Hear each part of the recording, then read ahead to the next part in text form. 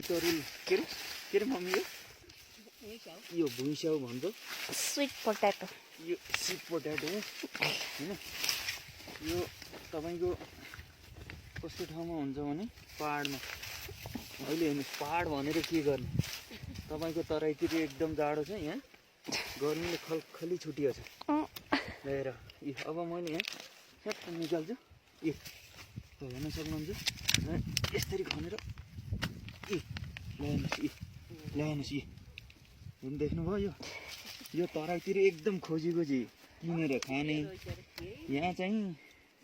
ए ल्याएनस् यति ठुल्ठुलो छ यहाँ तपाईँले मेरो युट्युब च्यानललाई सब्सक्राइब पनि गरिदिनु होला यस्तै अर्ग्यानिक खानाहरू तपाईँलाई यहाँ गर्न सकिन्छ नभएको च्यानल नभएको साग हेर्नुहोस् यहाँ साग यो जस्तो साग कहीँ पाइन्छ नेपालको कोही ठाउँमा छ भने च्यालेन्ज गर्नु होला जाने भन्नु पर्यो कि अब यसलाई यसरी हामीले दुनियाँभरको चाहिँ एउटा बुट्टामा तपाईँको 10 किलोसम्म फलाउन सकिन्छ एउटा बुट्टामा यो त पुरानो छ मैले हालिनँ यसलाई हाल्नु न त्यो राम्रो है ल पुरानो त हुन्न को बाबु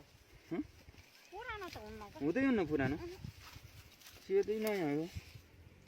त्यो नभास्नु ल यतिमा पुग्छ नि